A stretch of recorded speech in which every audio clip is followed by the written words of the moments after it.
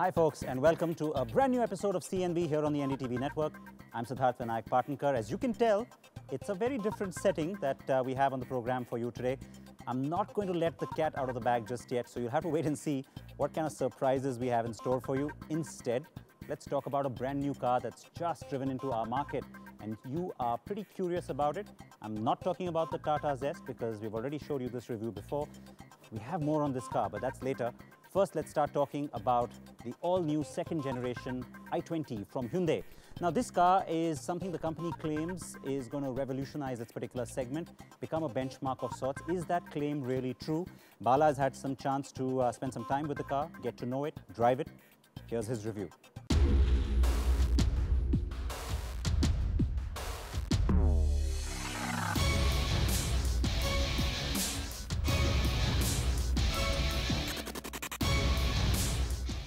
It was a fitting replacement for the very smart Getz, and so when we first saw it in 2008, we liked it. Then, 4 years later, the midlife makeover in 2012 had it go partly fluidic.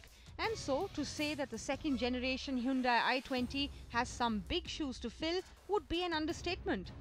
Hyundai's recent global unveiling in India was proof that the car maker is intent on getting its domestic market focus right.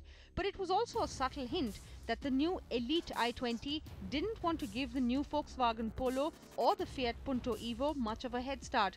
And so we get it before even a global unveil that will happen in October at the Paris show. Now, the previous generation i20 with the fluidic design philosophy had a lot going for it, especially with the curves and the smooth lines.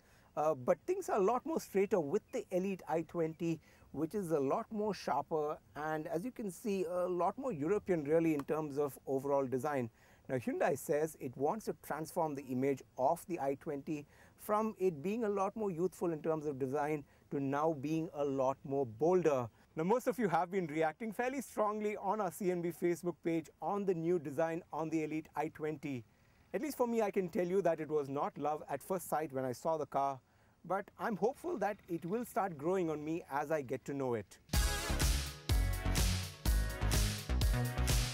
Growing up isn't always bad, especially when it comes to car design, and so the new Fluidic 2.0 styling allows the new i20 to look bold, and the big focus is to now have one uniform family look across all Hyundai cars of the future, instead of keeping the smaller ones different to the high-end ones, as we saw with the first-gen Fluidic sculpture design. The hexagonal grille and the swept-back headlamps are prime definers of the new design look. Strangely, no daytime running lights, which made quite a statement on the outgoing model. Wonder why? A pleasant surprise are the 16-inch wheels that show up on the two top-end trims. Of course, the entry variants will get 14 inches and so won't look quite as ample. The rear is where the car really scores. It really is Alfa Romeo meets Veloster. High-riding tail lamps that are beautifully sculpted. But then there is the blacked out C-pillar, which could have been done in a glossy or glass finish. The plastic piece may not age well in Indian conditions.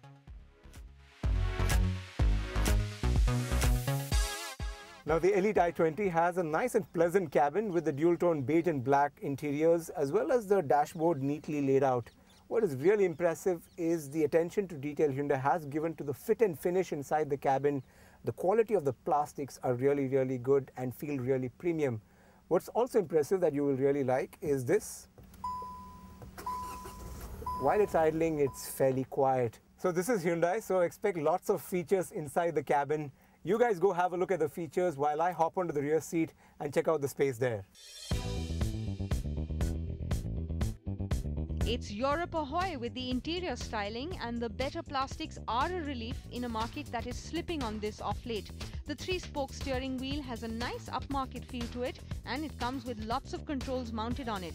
A steering sensitive rear parking camera, front armrest with storage, a 2-DIN audio system with 1 GB storage. These are some of the highlights that you get on the top end trims. We'd have liked to see a touchscreen multimedia interface, and the other big grouse? Dual airbags are only on the topmost variant, the Asta. There is a driver-only airbag offered in the Sports, and the entry variants Era and Magna have no airbags or ABS. The Elite i20 has the longest wheelbase in its segment, and so space is not a problem here in the rear seat. Now this seat has been pushed to its normal driving position, and you can see the amount of legroom that's available, plenty and plenty of it, making it a lot more comfortable. Also the seats are firm and comfortable with good under thigh support. Also the shoulder area is quite nice, lots of room available.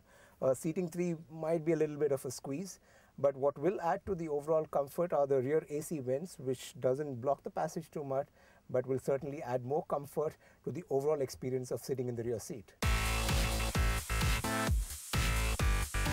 Compare the hatch to its rivals and even the Ford EcoSport, and you will see that the Elite's i20 wheelbase is a winner. Boot space has shrunk a bit compared to the outgoing model, but it's still good enough to fit a couple of medium-sized suitcases quite easily. Besides its good looks, the outgoing i20 model didn't exactly set our hearts on fire with its performance on the road, but it still managed to offer decent driving dynamics. This has improved a bit with Hyundai adding a bit more zing to the petrol engine and more refinement to the diesel hatch.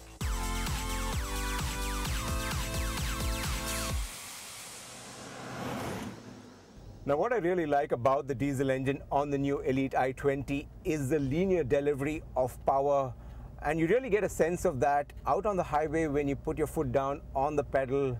The smooth acceleration really kicks in and you've got a lot of fun out on the highway, especially with this 6-speed gearbox, which is quick and responsive.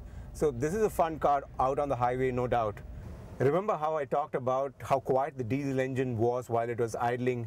And I'm quite happy to report that even at high speeds, the engine doesn't get too loud. The NVH levels inside the cabins are really impressive, making the overall drive a lot more enjoyable. Hyundai hasn't brought us a new range of engines on the i20, and so it's the same family that's been slightly updated. The 1.4-litre U2 diesel engine loves being on the open road and delivers 89 bhp of power and an impressive 220 Nm of torque. The 6-speed gearbox is only available mated to the diesel. The 1.2-litre petrol engine has been tweaked to offer more low and mid-range power, 82 bhp on tap and 115 Nm of torque. The petrol variant is mated to the 5-speed manual. Do expect an automatic to follow soon on the new i20. Impressive fuel economy figures too, with the petrol offering 18 kilometers to the litre and diesel giving 22. Compare that with the competition and you can see that the i20 is an attractive package. The big leap for the i20 is how much better it handles when compared to the earlier car. That was the one big chink in its armour, and the company has tried to address it, again keeping European buyers in mind. And we're not complaining. The Indian car has a softer suspension setup over the one that Europe will get though, to help negotiate bad patches of roads better. The 170 mm ground clearance is pretty impressive as well. The steering has improved now and the car corners better too. Overall, the new i20 feels more confident in its ride and handling, which is a good thing. Bottom line, the new i20 is a good replacement for the successful first-generation car. The introductory prices are fairly attractive too, with the petrol variant starting at 4,89,000 rupees and the diesel i20s will top off at the Asta being priced at 7,67,000 rupees ex-showroom Delhi. Staying below 8 lakhs has been a smart move from Hyundai. That's not as attractive as the new Punto Evo, for instance. But now the real battle will begin when Honda launches the 3rd generation Jazz in diesel and petrol by the start of the new year.